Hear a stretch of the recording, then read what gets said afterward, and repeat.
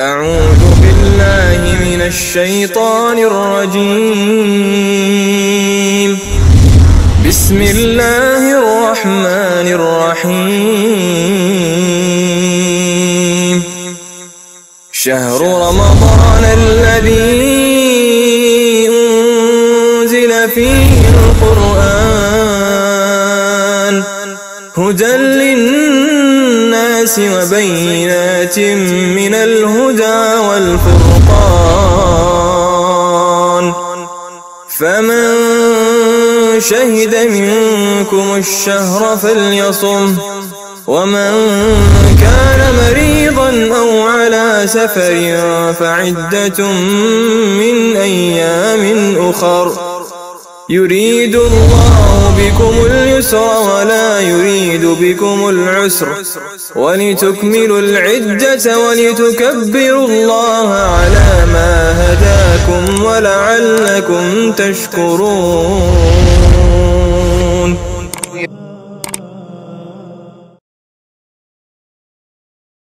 ولو ترى إذ وقفوا على النار فقالوا يا ليتنا نرد ولا نكذب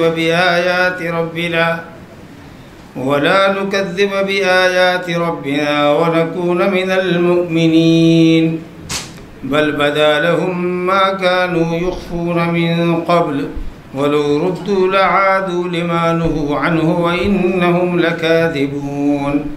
وقالوا إن هي إلا حياتنا الدنيا وما نحن بمبعوثين. ولو ترى إذ وقفوا على ربهم قال أليس هذا بالحق؟ قالوا بلى وربنا، قال فذوقوا العذاب بما كنتم تكفرون. قد خسر الذين كذبوا بلقاء الله حتى إذا جاءتهم الساعة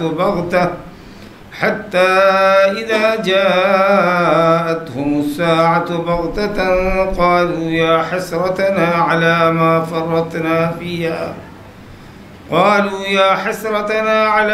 فرطنا فيها وهم يحملون أوزارهم على ظهورهم، ألا ساء ما يزرون.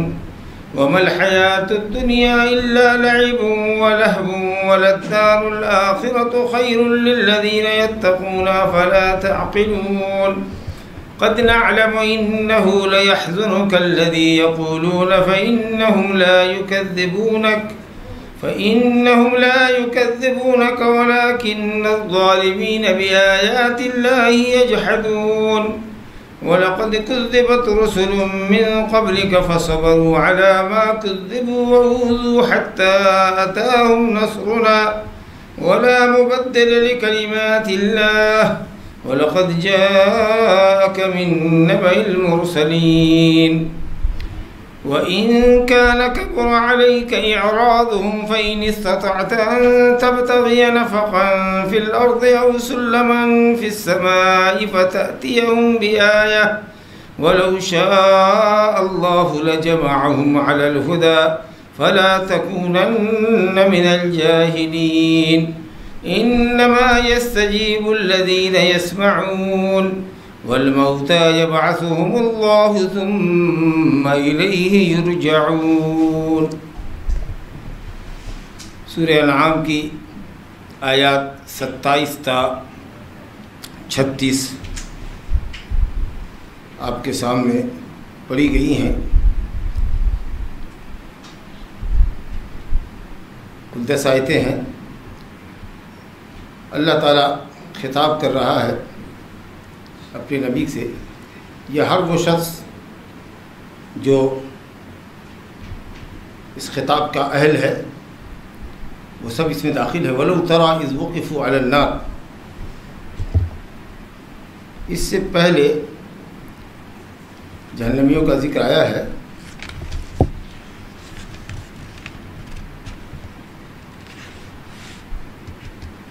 اللہ کہہ رہا ہے کہ اگر آپ دیکھیں گے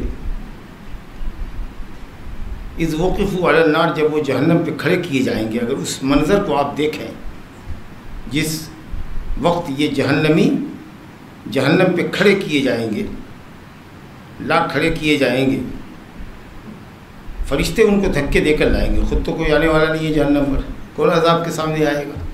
یوم یدعون الی نار جہنم دعا، دھکا دے کر ان کو جہنم کے پاس لایا جائے گا۔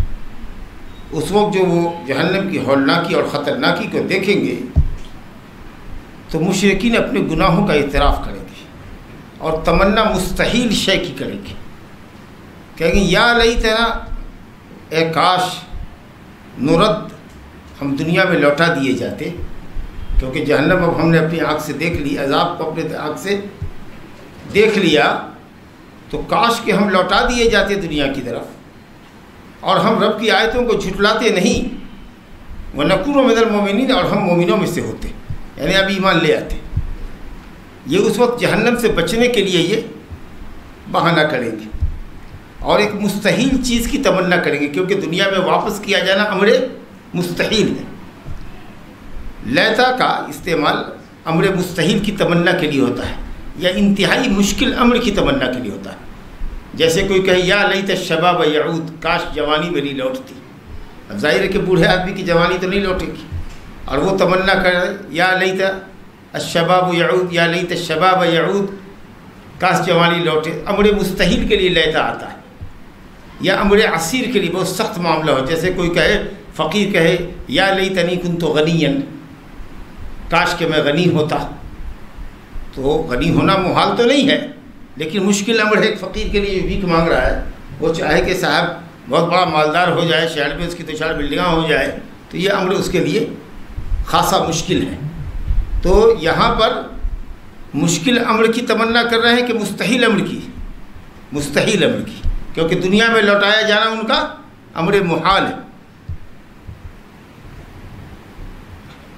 بل بدا لهم ما كانوا يخفون من قبل، دنیا میں جو چیز اپنے دل میں چھپایا کرتے تھے، اسلام کی حقانیت، ایمان کی حقانیت، رسول کی رسالت کی حقانیت، بہت سے لوگ ہیں جو حقیقتوں کو سمجھتے ہیں لیکن اس کے باوجود بھی اس کو چھپاتے ہیں۔ جب وہاں جہنم سامنے آئے گی تو فر وہ اپنے گناہوں کا اعتراف کر لیں گے اور اقرار کر لیں گے کہ جن چیزوں کو ہم دنیا میں چھپایا کرتے تھے وہ اب ہمارے سامنے ظاہر ہو گیا۔ بل بدا لهم ما كانوا يخفون من قبل، اس سے پہلے جو چیز دنیا میں چھپایا کرتے تھے، بہت سارے مولویاں ہیں جو حق کو چھپاتے ہیں، اب وہ پیر بڑے ہوئے ہیں، ان کی پرستش ہو رہی ہے، ان کی پوجا ہو رہی ہے، ان پر چڑھاوے چڑھائے جا رہے ہیں، سمجھ رہے ہیں کہ اب وہاں سے ہٹیں گے اور حق کا اقرار کر دیں تو ہماری کوئی عزت اور ساکھ سماج میں رہے گی نہیں، بلکہ لوگ تھو تھو کریں گے، پٹائی کریں گے ہماری، اور یہ جو آمدنی ہے باقی ہماری وہ سب ہم سے چھن جائے گی۔ تو اس وقت جب اللہ کے عذاب کو دیکھیں گے تو اس وقت جرم کا اعتراف وہ کر لیں گے، جس حقیقت کا اعتراف کرتے کرتے بھی نہیں کر سکے، اور شیطان ڈراتا بھی رہا ان کو کہ اگر تم نے اپنی حقیقت کا اعتراف کر لیا اور جرم کا اعتراف کیا تو ایک بھی جوتا تمہارے سر سے نیچے نہیں آئے گا۔ ہاں، تو اب اس کی وجہ سے شیطان بہت سے لوگوں کو توبہ نہیں کرنے دیتا، لیکن اس وقت کیا کریں گے؟ اس وقت اقرار جرم کریں گے کہ شاید اللہ کو رحم آ جائے تو ہم کو دنیا میں واپس کر دیں اور پھر سے ہم کو ہمارے عملوں کی اصلاح کا ہم کو موقع مل جائے، اس کی تمنا کریں گے۔ اللہ تعالیٰ فرماتا ہے کہ ایسا تو ایک ہوگا ہی نہیں، لیکن اللہ تعالیٰ شے معدوم کو بھی جانتا ہے، غور کیجیے اس لفظ پر، اور اگر وہ شے معدوم اگر ہوتی تو کیسی ہوتی اس کو بھی جانتا ہے۔ ایک تو ان کا دنیا میں واپس ہونا محال ہے، اور اس بات کو بھی اللہ جان رہا ہے کہ اگر یہ دنیا میں مشرکین کفار لوٹا دیے جاتے تو پھر ان کا حال دنیا میں آ کر کے وہی ہوتا جو حال عذاب دیکھنے سے پہلے تھا، پھر دنیا کی نیرنگیوں میں وہ مبتلا ہو جاتے، دنیا کی چمک دمک میں گم ہو جاتے، اور پھر اگر یہ بازار اتنا ہی حسین سجایا جاتا تو پھر شیطان کے ہتھے چڑھ جاتے۔ اللہ تعالیٰ کہتا ہے کہ وَلَوْ رُدُّوا لَعَادُوا لِمَا نُهُوا عَنْهُ، اگر ان کو پلٹا دیا جائے تو لَعَادُوا لِمَا نُهُوا عَنْهُ، تو یہ پلٹ کر وہی کام کریں گے جس سے ان کو منع کیا گیا ہے۔ سمجھا؟ اس لیے یہ صرف بچنے کے لیے، عذاب سے بچنے کے لیے یہ بطور عذر کے وہ پیش کریں گے۔ اللہ تعالیٰ اس کی حقیقت کو جان رہا ہے کہ ایک تو پلٹنا محال ہے، لیکن بالفرض اگر یہ سمجھو کہ پلٹا بھی دیا جائے تو پلٹنے کے بعد کیا حالت ہوگی، اس کو رب العالمین جان رہا ہے پہلے سے اپنے علم ازلی کی بنیاد پر کہ یہ اگر پلٹے تو پھر ان کی حالت وہی ہوگی جو پہلی حالت تھی۔ وَإِنَّهُمْ لَكَاذِبُونَ، اور یہ جھوٹے ہیں جو یہ کہہ رہے ہیں کہ ہم کو پلٹا دو تو ہم ظالموں میں سے نہیں ہوں گے، گنہگاروں میں سے نہیں ہوں گے، ہم رب کی آیتوں کو نہیں جھٹلائیں گے، ہم مومنوں میں سے ہوں گے، یہ جھوٹے ہیں۔ اس کے بعد اللہ تعالیٰ فرماتا ہے وَقَالُوا إِنْ هِيَ إِلَّا حَيَاتُنَا الدُّنْيَا، یہ مشرکین جو آخرت پر ایمان نہیں رکھتے، بعث بعد الموت پر ایمان نہیں رکھتے، یہ کہتے ہیں کہ یہ زندگی ہی ہماری جو زندگی ہماری ہے وہ دنیا ہی کی زندگی، ہماری جو زندگی جس کو ہم جی رہے ہیں وہ صرف دنیا کی زندگی ہے، آخرت کی زندگی کا کوئی تصور ان مشرکین کے پاس ہے ہی نہیں، بلکہ وہ قسم کھا کے کہتے تھے وَأَقْسَمُوا بِاللَّهِ جَهْدَ إِيمَانِهِمْ لَا يَبْعَثُ اللَّهُ مَن يَمُوتُ بَلَىٰ وَعْدًا عَلَيْهِ حَقًّا وَلَٰكِنَّ أَكْثَرَ النَّاسِ لَا يَعْلَمُونَ، قسم کھا کے کہتے ہیں وَأَقْسَمُوا بِاللَّهِ جَهْدَ إِيمَانِهِمْ، کڑی قسم کھا کے شدت کے ساتھ قسم کے کھا کے کہتے ہیں کہ لَن يَبْعَثَ اللَّهُ مَن يَمُوتُ، مرنے والے کو اللہ ہرگز نہیں دوبارہ اٹھائے گا۔ اللہ کہتا ہے بلا، ہاں اٹھائیں گے، وعدن علیہ، وعدن علیہ حق، یہ اللہ کا وعدہ ہے، حق ہے، بلا حق ہے یہ، لیکن اکثر لوگ نہیں جانتے، قسم کھا کے انکار کرتے تھے، کہتے تھے یہ دنیا ہی کی زندگی، ہماری دنیا کی زندگی ہے، وما نحن بمبعوثین، اور ہم کبھی اٹھائے نہیں جائیں گے، یعنی دوبارہ قبر سے اٹھائے نہیں جائیں گے۔ کبھی کبھی ہنسی انداز میں پوچھتے تھے، استہزاء کے انداز میں، ایستنبئونک احق ہو، پوچھتے ہیں آپ سے کہ کیا واقعی حق ہے مر کے دوبارہ زندہ، قبر سے دوبارہ زندہ ہونا، اٹھ کر کے کھڑا ہونا میدان میں، کیا واقعی حق ہے؟ قل ای و ربی، آپ بھی کہیے کہ ہاں میرے رب کی قسم یہ حق ہے۔ تو مختلف پیرائے میں وہ سوال کرتے تھے اور قرآن نے حل کیا، اور یہ امر محال نہیں ہے، بالکل ممکن ہے، ممکن نہیں 100% ممکن ہے، شریعت کے دلائل سے بھی اور عقل سے بھی، جی، اور محسوس شے بھی ہم دیکھتے ہیں کہ دنیا میں اللہ تعالیٰ مردہ زمین کو کیسے بارش کے ذریعے زندہ کر دیتا ہے۔ ہم دیکھتے ہیں کہ مردہ نطفے سے، جو نطفہ بے جان ہے، اللہ تعالیٰ اس سے کیسے جاندار پیدا کرتا ہے۔ ہم دیکھ رہے ہیں کہ گٹھلی جو بے جان ہے، اللہ تعالیٰ اس سے کیسے سبززار اگاتا ہے، پیڑ پودے اگاتا ہے، سب دیکھ رہے ہیں، محسوس کر رہے ہیں۔ مردہ زمین ہوتی ہے، بارش اس کے اوپر برستی ہے، اس میں مسامات کھلتے ہیں، سوراخ بنتے ہیں، زمین پانی کو جذب کرتی ہے، پھر وہ جوتنے کے لائق ہوتی ہے، پھر اس میں جب آپ بیج ڈالتے ہیں، پودا لگاتے ہیں، ماشاءاللہ لہلہاتی ہوئی کھیتی اور لہلہاتا ہوا پودا آپ کے سامنے آتا ہے۔ ایسے ہی اللہ تعالیٰ مردے کو زندہ کرے گا۔ ماں کے پیٹ میں کتنے مرحلوں سے تم گزرتے ہو، کتنے تغیرات سے گزرتے ہو، جس میں پہلی پیدائش تمہاری کی ہے اس کے لیے دوسری پیدائش کیا مشکل ہے۔ وَهُوَ الَّذِي يَبْدَأُ الْخَلْقَ ثُمَّ يُعِيدُهُ، جس نے پیدا کیا ہے اول وہی پلٹائے گا۔ وَهُوَ الَّذِي يَبْدَأُ الْخَلْقَ ثُمَّ يُعِيدُهُ وَهُوَ أَهْوَنُ عَلَيْهِ، اور پلٹانا تو اللہ کے لیے زیادہ آسان ہے۔ کچھ لوگوں نے احون کو اسم تفضیل کے معنی میں لیا کہ زیادہ پلٹانا ہماری سمجھ کے اعتبار سے، کہ جو چیز پہلی مرتبہ کی جاتی ہے وہ مشکل ہوتی ہے، بعد میں پلٹانا کسی بھی ہم میں سے کسی بھی آدمی کے لیے وہی کام دوبارہ کرنا آسان ہے۔ اور کچھ لوگ کہتے ہیں نہیں، احون بمعنی حیین کے ہے، جس طریقے سے اللہ کے لیے پہلی پیدائش آسان تھی ویسے ہی پلٹانا آسان ہے، کوئی بھی زیادہ آسان کوئی بھی کم آسان نہیں ہے، اس کے لیے دونوں پیدائشیں ایک ہی جیسی ہے۔ اب کسی نے کہا کہ نہیں رہنے دو احون، ہماری عقل کو سمجھانے کے لیے، اپیل کرنے کے لیے اللہ نے اسم تفضیل استعمال کیا ہے کہ دوبارہ پلٹانا پہلی تخلیق کے مقابلے میں اللہ پر زیادہ آسان ہے، تو احون بمعنی احون اسم تفضیل کے ہی رہے۔ بہرحال اللہ کے لیے سب کچھ آسان ہے، کچھ مشکل نہیں۔ تو یہ کہتے تھے کہ زندگی دنیا کی زندگی ہی ہماری کل زندگی ہے، اس کے بعد کوئی زندگی نہیں ہے، وہ مانا بمبعوثین، لیکن اقرار کریں گے اس وقت جب عذاب کو دیکھیں گے۔ وَلَوْ تَرَىٰ إِذْ وُقِفُوا عَلَىٰ رَبِّهِمْ، اور جب آپ ان کو دیکھیں گے اس وقت جس وقت وہ اپنے رب کے پاس کھڑے کیے جائیں گے حساب و کتاب کے لیے، رب تعالیٰ کے پاس کھڑے کیے جائیں گے، یعنی بعث بعد الموت ہوگا، جلی ہوئی راکھوں سے وہ زندہ اٹھائے جائیں گے، سمندروں میں ڈوبے ہوئے لوگ اٹھیں گے، قبروں میں مدفون لوگ اٹھیں گے، جو جہاں کہیں ہوگا وہاں سے اٹھ کر کے رب تعالیٰ کے پاس آئے گا حساب و کتاب کے لیے۔ وقفوا علی ربہم، اللہ تعالیٰ فرمائے گا الیس ھذا بالحق، کیا یہ دن حق نہیں ہے؟ یہی وہ دن تھا بعث بعد الموت کا جس کے لیے تم کو کہا جاتا تھا، تم قسم کھا کے کہتے تھے کہ ایسا بالکل نہیں ہوگا۔ وما نحن بمبعوثین،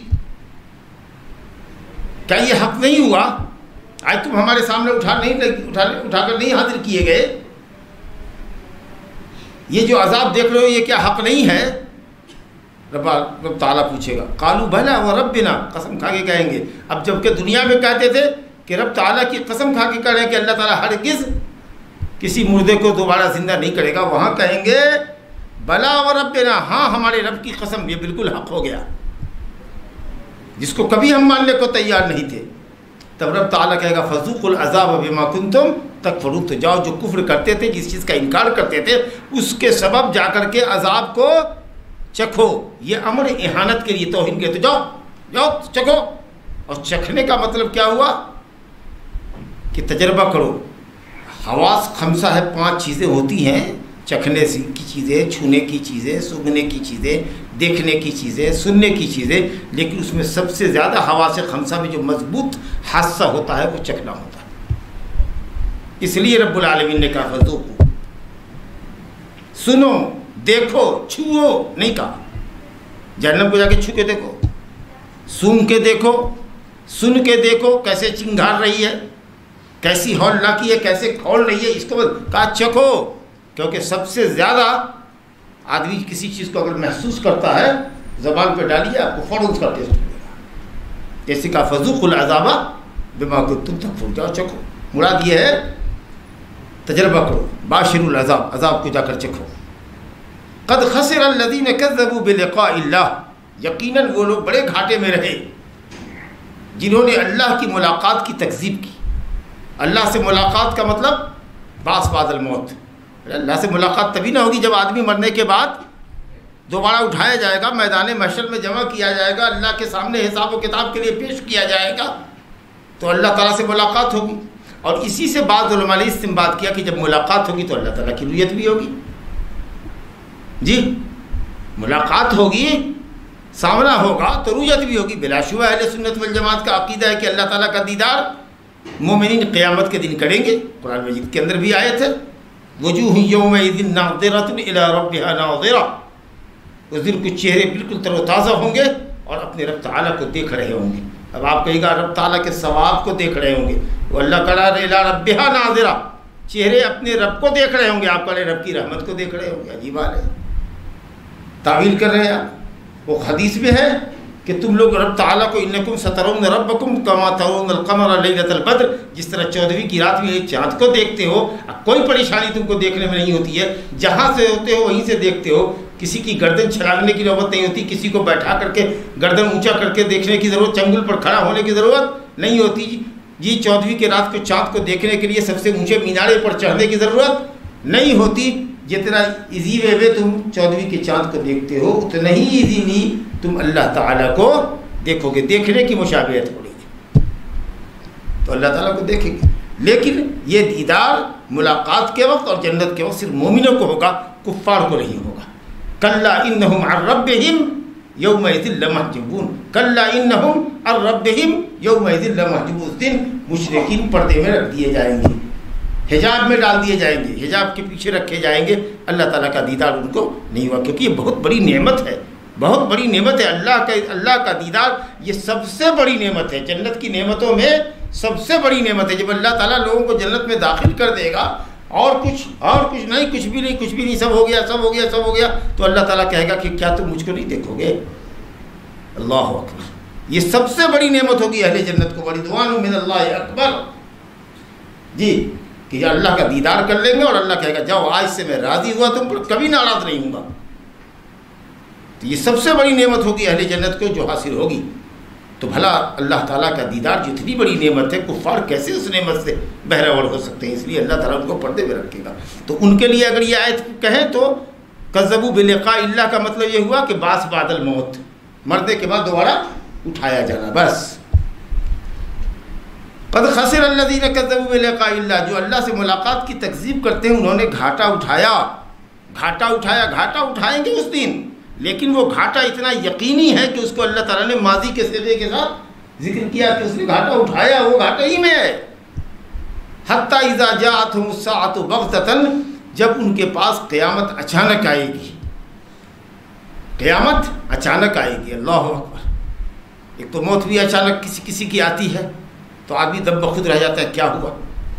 افامن اہل القری ان یاتیہم باسنا بیاتا وہم نائمون، أَوَامِنَ أَهْلُ الْقُرَىٰ يَأْتِيَهُمْ بَأْسُنَا وَهُمْ يَلْعَبُونَ أَوَامِنُ أَهْلُ الْقُرَىٰ يَأْتِيَهُمْ بَأْسُنَا بَيَاتًا وَهُمْ نَائِمُونَ أَوَامِنَ أَهْلُ الْقُرَىٰ يَأْتِيَهُمْ بَأْسُنَا وَهُمْ يَلْعَبُونَ أَفَأَمِنُوا مَكْرَ اللَّهِ فَلَا يَأْمَنُ مَكْرَ اللَّهِ إِلَّا الْقَوْمُ الْخَاسِرُونَ کب کہاں کس کو دبوچ لے وقت. اور قیامت بھی جو آئے گی نا وہ بالکل اچانک آئے گی. علامات تو ظاہر ہوں گے لیکن جس وقت قیامت کی ہولناکی ٹوٹے گی وہ بالکل اچانک ہوگی. صحیح بخاری اور مسلم میں کتاب الفتن کے اندر اور کتاب الرقاق کے اندر حدیث ہے کہ ایک آدمی اپنے جانور کے حوض اپنے اونٹ کے حوض کو تیار کر رہا ہوگا پانی پلانے کے لیے. صاف کر کے پانی اس میں ڈالے گا تاکہ اونٹ پانی پیے. ابھی وہ اس کی صفائی سے فارغ بھی نہیں ہوگا کہ قیامت قائم ہو جائے گی. اتنی ہی دیر میں دنیا تو ہمارا ختم. ایک آدمی بیع و شراء مارکیٹ میں کر رہا ہوگا. بخاری کی روایت ہے ایک آدمی کپڑا پھیلائے ہوا ہے دکاندار اور سامنے والا کپڑا دیکھ رہا ہے. ابھی قینچی نہیں لگے گی کپڑے میں کٹنے کے لیے کہ قیامت برپا ہو چکی ہوگی. ایک شخص کھانا ہاتھ میں لے کر کے لقمہ ہاتھ میں لے گا یہ لقمہ منہ تک نہیں آئے گا کہ قیامت قائم ہو جائے گی. بخاری مسلم کی روایت ہے. اس قدر بغتتاً اچانک آئے گی سنبھل نہیں سکیں گے مشرک. بڑی بڑی علامتیں ظاہر ہوں گی. اس سے تو یہ ہوگا کہ قیامت قریب ہے قیامت قریب ہے. لیکن ایگزیکٹلی جس وقت قیامت کی ہولناکی ٹوٹے گی اور جس وقت سور پھونکا جائے گا چشمے زدن کے اندر آپ سمجھ لیجیے کہ دنیا تو ہو بنا جائے گی. ہاں گھنٹہ 2 گھنٹہ دنیا کو برباد کرنے میں نہیں لگے گا. ہاں منٹ 2 منٹ سیکنڈ 2 سیکنڈ یا اس طرح کی باتیں بس کہ ہاتھ میں لقمہ ہے وہ منہ تک نہیں پہنچا قیامت قائم ہوگی. یہ ہے بغتتاً کا مطلب. حتیٰ اذا جاءتہم الساعۃ بغتتاً جب ان کے پاس قیامت اچانک آئے گی قالوا تو کہیں گے یا حسرتنا علی ما فرطنا فیہا ہائے ہماری بدنصیبی ہائے ہماری نحوست ہائے ہماری ندامت اور حسرت. کس بات پر کہ ہم نے بہت کوتاہی کی شریعت پر عمل کرنے میں. سمجھا ما فرطنا فیہا دنیا میں ہم نے بہت کوتاہی کی دین پر عمل کرنے کے تعلق سے بہت کوتاہی کی. یہ حسرت کا لفظ استعمال ہوتا ہے. حسرت و ندامت ایسا بولتے ہیں. حسرت و ندامت کا مطلب کیا ہوتا ہے؟ ندامت میں جو شدید درجے کی ندامت ہوتی ہے اس کو حسرت کہتے ہیں. ندامت تو عام ندامت ہوئی. شدید درجے کی جو ندامت ہو اس کو کہتے ہیں حسرت. سمجھا کہ نہیں؟ تو کہا یا حسرت رہا انتہائی افسردگی کا ندامت کا اظہار کریں گے. کس بات پر؟ علی ما فرطنا فیہا کہ دنیا میں ہم نے بڑی کوتاہی کی اللہ کے احکام کی بجا آوری میں. وَهُمْ يَحْمِلُونَ أَوْزَارَهُمْ عَلَى ظُهُورِهِمْ اور قیامت کے دن جب آئیں گے تو اپنی گناہوں کا بوجھ اپنی پیٹھ پر لادے ہوئے ہوں گے. سمجھا کہ نہیں؟ کوئی مشکل نہیں ہے. گناہ کو اللہ تعالیٰ جسم کی شکل دے دے گا. بدکاری کو جسم کی شکل دے دے گا. کسی چوری کو ایک جسم کی شکل دے دے گا. ہوتے ہوتے ہوتے ہوتے ہوتے کنٹل 2 کنٹل 10 کنٹل 20 کنٹل جتنا بھی اٹھاؤ اب اس کی کمر ٹوٹ رہی ہے. اللہ تعالیٰ اعمال کو تولے گا. وزن اعمال بھی اہل سنت والجماعت کا عقیدہ ہے کہ نہیں ہے؟ وَنَضَعُ الْمَوَازِينَ الْقِسْطَ لِيَوْمِ الْقِيَامَةِ قیامت کے دن انصاف کا ترازو نصب کریں گے. قرآن نے کہا فَأَمَّا مَنْ ثَقُلَتْ مَوَازِينُهُ فَهُوَ فِي عِيشَةٍ رَاضِيَةٍ وَأَمَّا مَنْ خَفَّتْ مَوَازِينُهُ فَأُمُّهُ هَاوِيَةٌ اس کا ٹھکانہ ہاویہ ہے. تو نیکی کا ایک پلڑا ہوگا نیکی ڈالی جائے گی بدی ڈالی جائے گی. تو نیکی ہم کرتے ہیں نماز پڑھتے ہیں یہ تو آراز ہے وجود میں آیا ختم ہو گیا. یہ کوئی چیز تھوڑی ہے کہ ہاں یہ نماز ہے لو 1 کلو ویٹ ہے اس کا. روزہ ہے ایک عمل ہے یہ تو وجود میں آتا ہے ختم ہوتا ہے. اللہ رب العالمین اس کو جسم کی شکل دے دے گا. بخار کوئی جسم ہے دیکھے جانے والی چیز ہے لیکن دیکھیے اس کو ناپ لیا گیا. آج کل ایسی ایسی مشینیں آ گئی ناپ لیا گیا. ٹیمپریچر آپ ناپ رہے ہیں کتنا ٹیمپریچر کتنی کولنگ ہے کتنا ہاٹ ہے کیا ہے بخار کتنا ہے ساری کچھ چیزیں آپ اس وقت ناپ رہے ہیں. اللہ رب العالمین آپ کے اعمال کو نہیں ناپے گا اس کو وزن نہیں دے گا اس کو ویٹ نہیں دے گا. سمجھا کہ نہیں؟ تو یہ کہنا کہ گناہ تو ایک چیز ہوتی ہے جو آدمی کرتا ہے اور ختم ہوتا ہے اس کو لائے گا کیسے؟ اس کو اللہ تعالیٰ جسم کی شکل دے دے گا. کہے گا کہ اب اس کو اٹھاؤ اپنے پیٹھ کے اوپر جیسے بوریا لوگ اٹھاتے ہیں نا اس طریقہ سے اٹھاؤ. کتنی ذلت کی بات ہوگی. لے کے آئیں گے اپنے پیٹھ پر اپنے گناہوں کو اور یہ کتنا بڑا بوجھ ہوگا جس کو اٹھائیں گے. تو اعمال میں سمجھا کہ نہیں جس طریقے سے مدح ہوتی ہے بعض اعمال قابل مدح ہوتے ہیں اسی طریقے سے بعض اعمال قابل قدح ہوتے ہیں. اگر مدح کے لائق ہے تو قدح کے بھی لائق ہے ذلت کے لائق ہے. سمجھا کہ نہیں؟ سدی نے لکھا ایک مفسر ہے لکھا ہے انہوں نے کہ اعمال صالحہ جب انسان قبر سے اٹھے گا تو اعمال صالحہ اس کے سامنے انتہائی خوبصورت آدمی کی شکل میں، انتہائی معطر شخص کی شکل میں آئے گا. کہے گا کہ پہچانا ہم کو؟ کہے گا نہیں. وہ کہے گا کہ میں تمہارا عمل ہوں، دنیا میں تم پر سوار ہوا کرتا تھا نا، نماز کا وقت ہوا میں مطالبہ کرتا تھا، چلو چلو چلو چلو چلو چلو سر پر چڑھا رہا تھا تمہارے، آج تو میرے سر پہ چڑھ جا، میں تم کو اٹھا کے لے چلوں گا، مہمان ہے تو آج کے، سمجھا. اور یہ جو گنہگار ہوں گے، گناہ کرے گا کہ تو ہم پر سوار دنیا میں بڑا ہوتا تھا،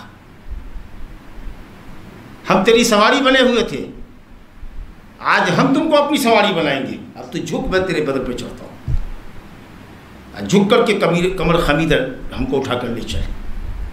تب جا کے شاید کی تفسیر انہوں نے کی ہے، اچھی تفسیر ہے. کہا کہ وَهُمْ يَحْمِلُونَ أَوْزَارَهُمْ، اپنے گناہوں کے بوجھ کو اپنی پیٹھ پر لادے ہوئے لائیں گے. أَلَا سَاءَ مَا يَزِرُونَ، خبردار خبردار، یہ بہت بڑا بوجھ ہوگا جس کو وہ اٹھا رہے ہوں گے. وَمَا الْحَيَاةُ الدُّنْيَا إِلَّا لَعِبٌ وَلَهْوٌ، یہ دنیا کی زندگی کیا ہے؟ محض کھیل اور تماشا تو ہے. دنیا کی زندگی، دنیا کو پہلے بھی بتایا کہ دنیا کو دو وجہ سے دنیا کہتے ہیں.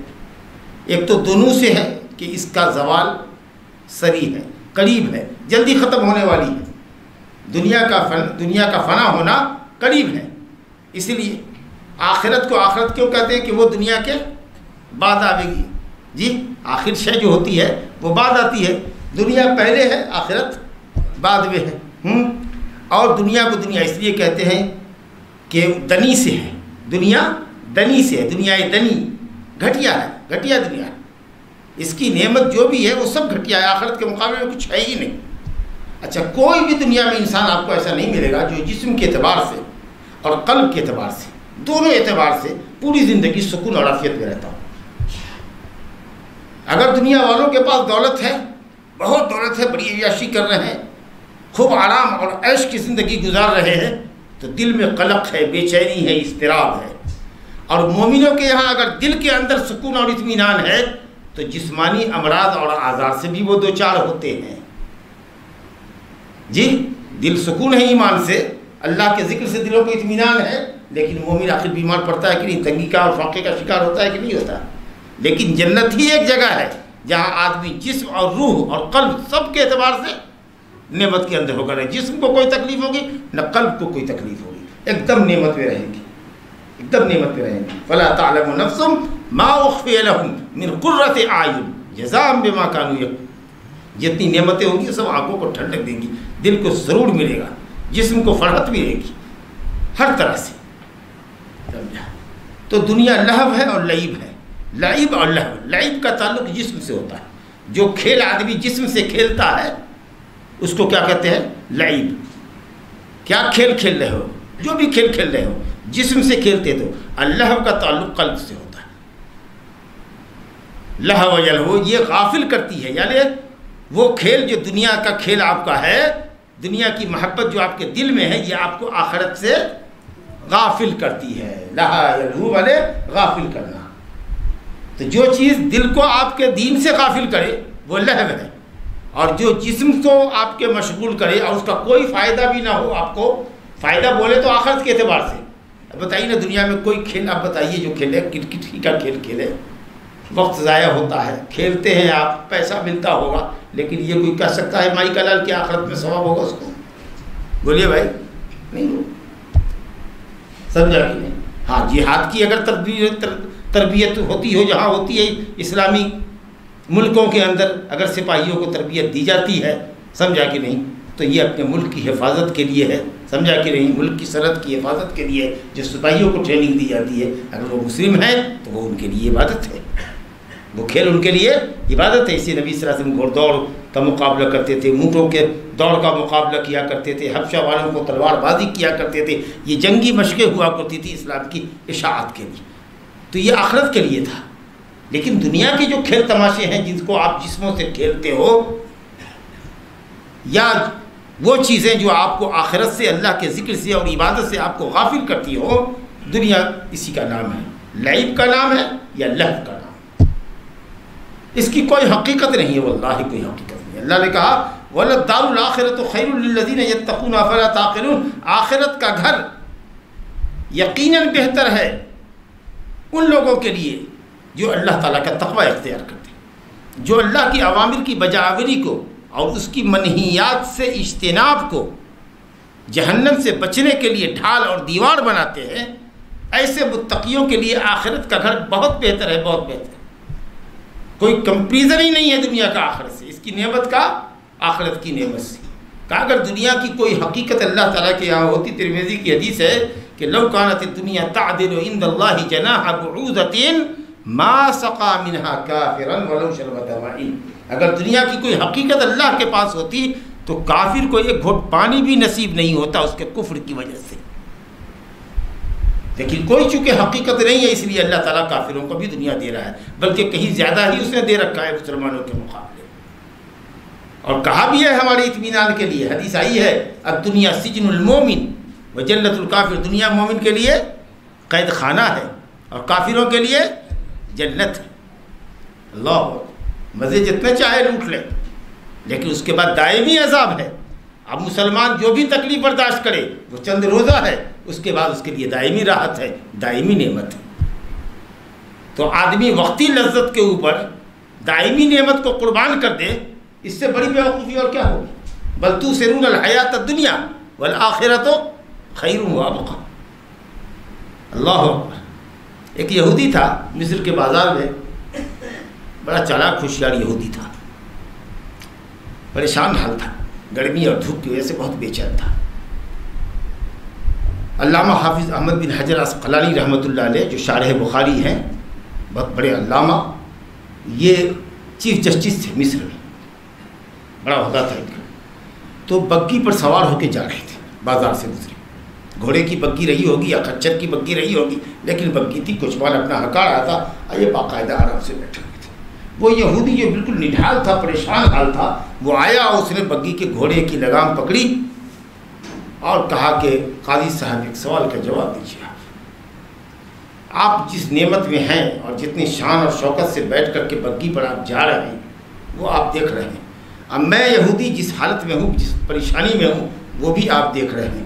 تو ہم نے تو آپ ہی کے ذریعے حدیث سنی ہے کہ آپ لوگ کہتے ہیں کہ مومن کے لیے دنیا قید خانہ ہے اور کافر کے لیے جنت ہے، ہم تو دیکھ رہے ہیں کہ آپ کے لیے جنت ہے اور ہمارے لیے یہ قید خانہ ہے۔ فی البدیہ، بغیر کچھ سوچے علامہ حافظ ابن حجر رحمۃ اللہ علیہ نے جواب دیا کہ مومن دنیا میں چاہے جتنی نعمت میں ہو، جیسی بھی نعمت میں ہو جو تم دیکھ رہے ہو، جنت کی نعمت کے مقابلے میں یہ قید خانے کی زندگی ہے، اور تم دنیا میں جتنی تکلیف میں بھی ہو، یہ آخرت کے جہنم کی تکلیف کے مقابلے میں تمہارے لیے جنت ہے۔ تم جتنی تکلیف میں بھی یہاں رہو گے، آخرت کی تکلیف کے مقابلے میں یہ جنت ہے، اور ہم یہاں جتنے آرام میں بھی ہیں وہ جنت کی نعمت کے مقابلے میں ہمارے لیے قید خانہ ہے۔ اتنا سننا تھا اس جواب کو کہ وہ ہکا بکا رہ گیا اور کہا مجھے کلمہ پڑھا دیجیے، مجھے کلمہ پڑھا دیجیے، مجھے دنیا کی یہ جنت نہیں چاہیے، ہم کو وہ جنت چاہیے جس کی قید آپ کی شکل میں ہے، سمجھا، اور جس کو آپ جنت ہمارے لیے کہہ رہے ہیں، سمجھا، ایسی جنت ہم کو نہیں چاہیے۔ مسلمان، اللہ تعالیٰ نے کیسا اچھا جواب دلوایا کہ مومن جتنے بھی آرام میں ہے، اس کو جو جنت میں آرام ملے گا اس کا کیا تصور، اس کی نعمت کا کیا تصور، اس کے مکان کا، اس کے غالیچوں کا، وہاں کی بیوی کا، وہاں کی نہروں کا، کسی بھی نعمت کا، جو بھی نعمت جنت کے تعلق سے دنیا آئی ہے قرآن مجید میں کہ وہاں تفاح ہوں گے، بیویاں ہوں گی، یہ ہوں گے، وہ ہوں گے، وہ صرف نام کی مشابہت ہے۔ کھجور ہے تو کھجور نام ہے، تفاح تفاح، رمان رمان، نام ہے صرف۔ وہاں کا انار کیا ہوگا اور یہاں کا انار کیا، کوئی کمپیریزن ہی نہیں۔ اللہ اکبر۔ تو دنیا واقعی مومنوں کے لیے قید خانہ ہے، قیدی کی زندگی ہم کو گزارتی ہے، جیل کے مینول کے حساب سے چلنا ہے، جیل کے رول کے حساب سے زندگی کو گزارنا ہے، تکلیف ہو یا آرام ہو، یہ سمجھ کے کرنا کہ چند روزے اللہ تعالیٰ کی جنت ہمارا انتظار کر رہی ہے، ہمارے لیے بنائی گئی ہے، سواری گئی ہے۔ اللہ تعالیٰ ہم سب پر رحم فرمائے اور جنت کا کام کرنے کی توفیق عطا فرمائے۔ وَلَلدَّارُ الْآخِرَةُ خَيْرٌ لِلَّذِينَ، لیکن یہ آخرت کا گھر، دار آخرت بہتر ہے ان لوگوں کے لیے جو متقی ہیں، صرف نام کے مسلمان نہیں ہیں، جو صاحب ایمان ہے، صاحب تقویٰ ہے، واجبات، اوامر الہی، اوامر رسول کو بجا لاتے ہیں اور منہیات سے، اللہ اور اس کے رسول کی منع کردہ چیزوں سے باز رکھتے ہیں۔ اللہ کہتا ہے فلا تعقلون، کیا اس کے بعد بھی دنیا اور آخرت کا فرق نہیں سمجھتے نہیں کہ کیا کرنا چاہیے؟ دنیا کو ترجیح دینی چاہیے کہ آخرت کے لیے جینا چاہیے؟ کیا اس کے بعد بھی سمجھنے کو تیار نہیں ہو؟ اب آئیے، اللہ تعالیٰ اپنے نبی کو ڈھارس بندھا رہا ہے، کیا اچھی بات ہے۔ نبی صلی اللہ علیہ وسلم کی محبت، نبی صلی اللہ علیہ وسلم کی انسانوں کی ہدایت کی حرص اور طمع اس قدر زیادہ تھی کہ رب العالمین کو آپ کو ڈھارس بندھانی پڑی اور تسلی اور تشفی دینی پڑی، اور کئی جگہ پر تو یہاں تک کہہ دیا کہ انما علیک البلاغ، صرف آپ پڑھے پہنچانا ہے، آپ کیوں پریشان ہیں، حساب ہم لیں گے۔ اس قدر پریشان ہوتے تھے، اتنے حریص تھے کہ دنیا ہدایت پا جائے، کیونکہ جہنم کو آپ نے دیکھا تھا، اس کی ہولناکی کو دیکھا تھا۔ ہم لوگ چونکہ نہیں دیکھے ہوئے ہیں، اس لیے ہم لوگ کا ایمان کمزور ہے، لیکن انبیاء کا جو ایمان مضبوط ہوتا ہے اس لیے کہ ان چیزوں کو انہوں نے دیکھا ہوتا ہے۔ تو بہت حریص تھے انسانیت کے، جب بھی کوئی اسلام کا انکار کرتا، توحید کا انکار کرتا، شرک پر اصرار کرتا، رسول کی تکذیب کرتا، قرآن کی تکذیب کرتا، تو کیا عالم ہوتا آپ جانتے ہیں؟ بہت آپ پریشان ہوتے۔ اللہ تعالیٰ نے کہا لعلک باخع نفسک علی آثارہم ان لم یؤمنوا بہذا الحدیث اسفا، اگر قرآن پر وہ ایمان نہیں لائیں گے مشرکین تو کیا افسوس کرتے اپنے آپ جان ہلاک کر لیں گے۔ فلعلک باخع نفسک الا یکونوا مؤمنین، اگر یہ مومن نہیں ہوتے تو کیا اپنی جان آپ ہلاک کر لیجئے گا؟ کہ ایک جگہ اللہ کا لست علیہم بمسیطر، آپ ان پر داروغہ نہیں ہے۔ اس طریقہ سے اللہ نے ڈھارس بندھائی، یہاں بھی اللہ ڈھارس بندھا رہا ہے۔ قد نعلم انہ لیحزنک الذی یقولون، ہم جانتے ہیں، یقیناً ہم جانتے ہیں، خوب اچھی طرح جانتے ہیں۔ عجیب ہے، دیکھیے قد جو ہے عربی میں، قد کا لفظ ماضی پر آتا ہے تو حتمیت اور یقینیت کا معنی دیتا ہے۔ قد جب ماضی پر آوے، قد امر اللہ، قد فعل اللہ، تو قد تحقیق کے معنی میں آتا ہے، ایسا ہوا۔ لیکن جب یہی لفظ قد مضارع پر آتا ہے، حال اور مستقبل کے صیغے پر، تو یہ تقلیل کا معنی پیدا کرتا ہے۔ قد یفعل احمد ھذا الفعل، کبھی کبھی احمد ایسا کرے گا، قد۔ لیکن یہاں پر قد نعلم، یہ مضارع پر نعلم ہم جانتے ہیں، اور قد لایا گیا ہے یعنی یقیناً بلا شک و شبہ ہم جانتے ہیں، سمجھا کہ نہیں؟ اور خوب اچھی طرح جانتے ہیں نبی، سمجھا؟ تو کبھی کبھی قد مضارع پر بھی آ کر یقین کا معنی دیتا ہے، حتمیت کا معنی دیتا ہے، جیسے یہاں پر ہم یقیناً یہ بات اچھی طریقے سے جانتے ہیں، خوب جانتے ہیں کہ انہ لیحزنک الذی یقولون، مشرکین جو کچھ آپ کی شان میں گستاخی کرتے ہیں، کبھی کہتے ہیں دیوانہ ہے، کبھی کہتے ہیں ساحر ہے، کبھی کہتے ہیں پاگل ہے، کبھی کہتے ہیں کچھ اور ہے، کبھی کچھ اور ہے، یا اللہ رسول کو برا بھلا کہتے ہیں، یا قیامت کو جھٹلاتے ہیں، ان باتوں سے آپ کا دل جو چھلنی ہوتا ہے اور آپ کو جو تکلیف ہوتی ہے مشرکین کی باتوں سے، اس کو ہم خوب اچھی طرح سے جانتے ہیں کہ ان کی یہ دل خراش باتیں آپ کو بہت رنجیدہ کرتی ہیں۔ لیکن ہم آپ سے کہتے ہیں کہ یہ آپ کو نہیں جھٹلاتے، آپ تو ان کے نزدیک صادق امین ہیں۔ صادق نضر بن حارث نے کہا مکہ والوں سے، دیکھیے کبھی کبھی آدمی اپنے درمیان بھی ہوتا ہے نا تو حق بات بولنے پر مجبور ہوتا ہے۔ کہا جس محمد کو جوانی کے عالم میں تم لوگوں نے امین اور صادق کہا اور اپنے معاملات کے فیصلے اس سے کرواتے رہے، جو مکے میں ایک اکیلا آئیڈیل انسان تھا، آج جب اس کی کنپٹیوں کے بال سفید ہونے لگے ہیں تو محمد جھوٹا ہو گیا۔ تم لوگوں کو کیا ہو گیا ہے، ایسی باتیں کرتے ہو؟ سمجھا؟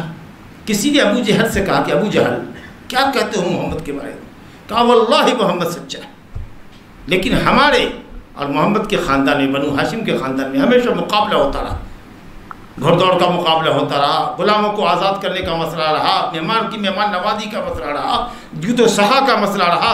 ہم نے بڑھ کر کے محمد کے خاندان والوں کا ڈٹ کے مقابلہ کیا اور کبھی ہار نہیں مانی، کبھی پیچھے نہیں رہے۔ اگر آج ہم مان لیں گے کہ بنو ہاشم میں نبی آیا ہے، بنو قصی ابن کلاب کا اندر نبی ہے، تو ہم اپنے خاندان میں کہاں سے نبی لائیں گے؟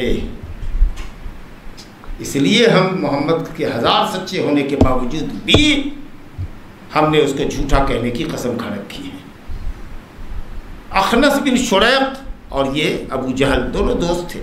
اخنس کہتا ہے کہ ابو جہل اس وقت ہم اور تم ہو، حاکم میں روایت آئی ہے، اس وقت ہم اور تم ہو اور ہم تمہارے اچھے دوست ہیں، اعتماد کے لائق ہیں، سچ سچ بتاؤ محمد کے بارے میں تمہارا کیا اوپینین ہے؟ کہا واللہ محمد سچا ہے، کبھی ہم نے محمد کو جھوٹا نہیں پایا۔ سمجھا کہ اسی پر اللہ تعالیٰ نے یہ آیت اتاری، قد نعلم، ہم جانتے ہیں اس بات کو، یقینی جانتے ہیں، خوب جانتے ہیں کہ کافروں کی دل خراش باتیں آپ کو غم زدہ کرتی ہیں، لیکن آپ سن لیجئے فَإِنَّهُمْ لَا يُكَذِّبُونَكَ، وہ لوگ آپ کو نہیں جھٹلاتے، یہ ظالمین اللہ کی آیتوں کا انکار کرتے۔ اور پھر آگے اور دیکھیے ڈھارس بتانے کا ایک اور طریقہ، کہا کہ آپ پہلے کوئی رسول تھوڑے ہی ہیں جس کو دنیا نے جھٹلایا ہے، آپ سے پہلے بھی بہت سارے رسولوں کو جھٹلایا گیا ہے، لیکن انہوں نے کیا کیا؟ اذیتوں پہ صبر کیا۔ کہا وَلَقَدْ كُذِّبَتْ رُسُلٌ مِّن قَبْلِكَ، آپ سے پہلے بھی بہت سے رسولوں کو جھٹلایا گیا ہے، فَصَبَرُوا عَلَىٰ مَا كُذِّبُوا، تو انہوں نے تکذیب کے اوپر صبر کیا، وَأُوذُوا، اور ان کو تکلیف پہنچائی گئی، تکلیف پر صبر کیا، یہاں تک کہ ہماری طرف سے مدد آئی، کیونکہ وَالْعَاقِبَةُ لِلتَّقْوَىٰ، انجام تو متقیوں کے لیے۔ وَكَانَ حَقًّا عَلَيْنَا نَصْرُ الْمُؤْمِنِينَ، ہم پر مومنوں کی مدد ہے، اللہ کا لازم ہے۔ اِنَّا لَنَنصُرُ رُسُلَنَا وَالَّذِينَ آمَنُوا فِي الْحَيَاةِ الدُّنْيَا وَيَوْمَ تَقُومُ الْأَشْهَادُ، تقوم کہ یقوم ہیں، وَيَوْمَ تَقُومُ الْأَشْهَادُ، یقوم ہے، دیکھا نا۔ اِنَّا لَنَنصُرُ رُسُلَنَا، ہم ضرور بھی ضرور اپنے رسولوں کی مدد کرتے ہیں اور ایمان والوں کی مدد کرتے ہیں، اس دنیا کی زندگی میں بھی۔ آپ ایماندار ہو جائیے، دنیا کی زندگی میں بھی اللہ کی مدد کریں، ایمانداروں کی مدد کرتے ہیں، لیکن ایمان کی کسوٹی پر کتنے لوگ کھڑے ہوں گے؟ دیکھیے گا قبروں کے سامنے سجدہ ریز تو ایک بڑی تعداد ملے گی، کہاں ہے ان کے پاس ایمان اور توحید، اور کہاں ہے نبی کی پیروی، اور کہاں اسلام سے محبت؟ اس لیے اللہ رب العالمین ظالم قوموں کو، ظالم حکمرانوں کو مسلط کرتا ہے، ورنہ اللہ کہتا ہے کہ اِنَّا لَنَنصُرُ رُسُلَنَا، اِنَّا لَنَنصُرُ، لام تاکید کا ہے، ہم البتہ ضرور بھی ضرور مدد کرتے ہیں اپنے رسولوں کی اور ایمان والوں کی، فی الحیات الدنیا، دنیا کی زندگی میں بھی، وَيَوْمَ تَقُومُ الْأَشْهَادُ، اور جس دن گواہیاں قائم ہوں گی قیامت کے لیے، اس دن۔ وَلَقَدْ سَبَقَتْ كَلِمَتُنَا لِعِبَادِنَا الْمُرْسَلِينَ إِنَّهُمْ لَهُمُ الْمَنْصُورُونَ وَإِنَّ جُنْدَنَا لَهُمُ الْغَالِبُونَ، یہ بات اللہ رب العالمین نے فیصلے میں لکھ رکھی ہے پہلے سے اپنے رسولوں کے لیے کہ إِنَّهُمْ لَهُمُ الْمَنْصُورُونَ، یہ منصور ہوں گے، فاتح اور منصور ہوں گے، غالب رہیں گے۔ وَإِنَّ جُنْدَنَا لَهُمُ الْغَالِبُونَ، اور ہمارا لشکر ہی غالب رہے گا، مومنوں کا لشکر غالب رہے گا۔ اللہ تعالیٰ کی تو فرمایا کہ حتی آتاہم نصرنا، یہاں تک کہ انہوں نے اذیتوں پر صبر کیا، فصبروا علی ما کذبوا، تکذیب پر صبر کیا اور ایذا رسانی پر صبر کیا۔ ایذا انہوں نے بات سے تو پہنچائی ہی، جسمانی طور پر بھی ایذا پہنچائی، مارا پیٹا، نبی صلی اللہ علیہ وسلم کے جسم پر بوجھ نہیں ڈال دیا، آپ کے راستے میں کانٹے نہیں بچھائے، آپ کے جسم پر غلاظت نہیں پھینکی، اور قولی اذیت دیا، ساحر ہے، کذاب ہے، مجنون ہے، شاعر ہے، دیوانہ ہے۔ اسی طریقے سے اور انبیاء کو بھی، حضرت یحییٰ زکریا کو قتل نہیں کیا تم نے، اور حضرت موسیٰ علیہ السلام کو پریشان نہیں کیا، قولی طور پر تکلیف نہیں دیا، وہ بیچارے شرم اور حیا کے پیکر تھے، قوم کے ساتھ نہاتے نہیں تھے، تو کہا کہ قوم کے ساتھ نہیں نہاتے ہیں اس لیے کہ ان کا خصیہ بڑا ہے۔ بدتمیزی دیکھیے، بخاری شریف کی حدیث ہے، خصیہ بڑا ہے ان کا۔ ایک روز گئے نہانے کے لیے، غسل کرنے کے لیے تالاب میں، اور لنگی رکھ دی اپنی باہر پتھر پر کہ نکلیں گے تو کپڑا بدلیں گے، اور وہ پتھر لے کر کے لنگی بھاگا. دیکھیے معجزہ. اور یہ گیلے کپڑے کے ساتھ بھاگ رہے ہیں اس کے پیچھے اور کہہ رہے ہیں یا حجر صوبی یا حجر، اے پتھر میرا کپڑا دے دے، اے پتھر میرا کپڑا دے دے. سمجھا؟ خطاب کر رہے ہیں پتھر کو، بے جان کو، کیونکہ وہ بے جان نہیں ہے اس وقت، وہ جاندار کا کام کر رہا ہے، لگتا ہے کہ آدمی لے کے بھاگ رہا ہے، اس لیے خطاب کر. سمجھا کہ نہیں؟ اب بالآخر جہاں قوم کا مجمع جمع تھا وہاں جا کر کے وہ پتھر رک گیا. اور گیلی لنگی کے اندر سے لوگوں نے شرمگاہ دیکھی تو دیکھا کہ ایک دم نارمل خصیہ ہے، جیسا ہوتا چاہیے ویسا ہے. بڑے شرمائے. پھر انہوں نے اپنا کپڑا لیا پہنا، اور اس کے بعد لاٹھی جو ان کے پاس رہتی تھی اس سے مارا 6-7 لاٹھی. اور دوسرا معجزہ یہ ہوا کہ لاٹھی کا نشان اللہ تعالیٰ نے اس مردہ پتھر کے اوپر، جتنی لاٹھی ماری اتنا نشان اس پر پڑتا چلا گیا. اللہ تعالیٰ کہتا ہے یا ایھا الذین آمنوا لا تکونوا کالذین آذوا موسیٰ، اے ایمان والو تم ویسے اپنے رسول کو اذیت مت دو جیسے کہ موسیٰ کو لوگوں نے اذیت دی. فبرأہ اللہ مما قالوا، جو عیب انہوں نے لگایا تھا اللہ تعالیٰ نے اس سے ان کو بری کر دکھایا. وکان عند اللہ وجیہا، وہ تو اللہ کے پاس ایک دم صحت مند خوبصورت اچھے بھلے تھے، چنگے تھے، کوئی عیب نہیں تھا ان کے اندر. تو اب اس طریقہ کی گستاخی قولی اعتبار سے اذیت، فعلی اعتبار سے اذیت انبیاء کرام کو لوگوں نے دی. سمجھا کہ ایمان والوں کا مقدر ہی ہے اذیت جھیلنا اور برداشت کرنا. ام حسبتم ان تدخلوا الجنۃ ولما یاتکم مثل الذین خلوا من قبلکم مستهم الباساء والضراء وزلزلوا حتى يقول الرسول والذین آمنوا معه متى نصر اللہ الا ان نصر اللہ قریب. جی بہت تکلیفوں سے گزرے ہیں، اس کے بعد اللہ کی مدد آئی. تو اے نبی کوئی آپ پہلے رسول نہیں ہیں جو جھٹلائے جا رہے ہیں، آپ سے پہلے کے رسولوں نے بھی کیا، لہذا آپ صبر کیجئے. واصبر کما صبر اولو العزم من الرسل، واصبر کما صبر اولو العزم من الرسل ولا تستعجل لهم، ایسے صبر کیجئے جیسے بڑے اونچے بلند پایا انبیاء اور رسول نے صبر کیا ہے، جلدی مت ہو جائیے. سب یہ ڈھارس اللہ تعالیٰ بتا رہا ہے. ولا مبدل لکلمات اللہ، اللہ کے کلمے کو کوئی بدلنے والا نہیں ہے. ظالموں کی پسپائی ہوگی اور مظلوموں کی جیت ہوگی، یہ ایک اٹل حقیقت ہے، اس کو کوئی مائی کا لال بدل نہیں سکتا. لا مبدل کلمات اللہ، اللہ کے کلمے کو کوئی بدل نہیں سکتا ہے. تب کوئی کہے کہ تو قرآن میں جو نسخ آیا ہے سو کہیے گا تو اللہ تعالیٰ نے نسخ کیا ہے، اپنے کلمے کو خود اللہ نے بدلا ہے، ہم کون ہوتے ہیں بدلنے والے؟ کہ قرآن میں آیتیں کی تو تبدیلی ہوئی ہے، کہیے گا کس نے تبدیلی کی ہے؟ صاحب کتاب نے تبدیلی کی ہے. مانن سخ من آیت اور سے حالات بخیر منها او مثلها، اللہ کہتا ہے ہم جس آیت کو منسوخ کرتے ہیں اس سے بہتر لاتے ہیں یا ویسے ہی آیت لاتے ہیں، اس کا کلام ہے، وہ تقدیم تاخیر کرے عدل بدل کرے وہ جانے، لیکن کوئی اللہ کے کلمے کو، اللہ کے فیصلے کو کوئی بدل نہیں سکتا.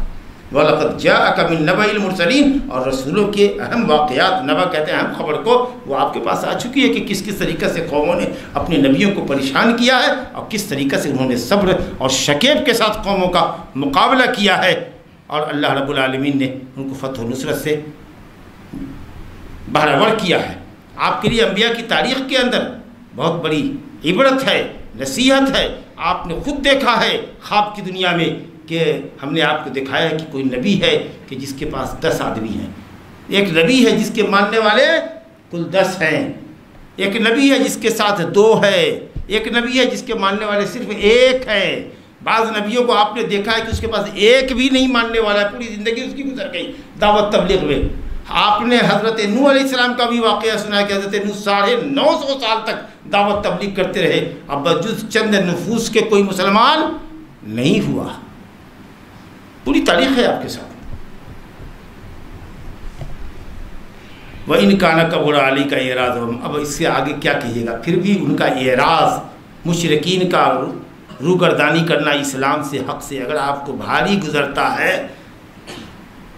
تو آپ کچھ کر سکتے ہیں تو ان کو منانے کے لیے کیجیے، لیکن اگر ایک تو کرنا آپ کے بس میں نہیں ہے کچھ، سمجھا، اور اگر کر بھی لیا آپ نے تو بھی جس کے قلب پر اللہ نے مہر لگا دی ہے آپ لاکھ کچھ کر دیجئے، سمجھا، اپنی جان کھپا دیجئے، لیکن وہ مسلمان نہیں ہوگے. دیکھیے اللہ تعالیٰ کیا کہتا ہے، وَإِنْ كَانَ كَبُرَ عَلَيْكَ إِعْرَاضُهُمْ، اگر مشرکین کا اعراض کرنا، روگردانی کرنا، دین سے پھر جانا اگر آپ کو بڑا گراں گزر رہا ہے، فَإِنِ اسْتَطَعْتَ، تو اے نبی اگر آپ طاقت رکھتے ہوں تو ایسا کیجئے. ان تبتغی نفقا فی الارض، زمین کے اندر سرنگ بنائیے، خوب محنت کر کے سرنگ لمبی لے جائیے، پہاڑوں کو تراش تراش کر کے سرنگ بنا دیجیے، او سلما فی السماء، یا ایک سیڑھی لگا دیجیے، آسمان تک پہنچ جائیے اگر کر سکتے ہیں۔ فتأتیہم بآیہ، اور جا کر کے ایک نشانی اوپر سے اتار کر لے آئیے ان کو سمجھانے کے واسطے۔ ایک تو آپ ایسا کر نہیں سکتے ہیں، اور اگر آپ ایسا کر بھی لیا بفرض محال، تو اللہ نے اگر ہدایت نہیں لکھی ہے تو آسمان سے ستارے بھی توڑ کر کے لا کے دیجیے گا تو بھی ماننے والی کہے گا کہ ہم کو تو جادو کر دیا آپ نے، ہماری آنکھ کو جادو کر دیا، ہم کو تو آپ نے بھول بھلائیے میں رکھا ہے، آپ نے یہ سب کچھ کیا نہیں ہے۔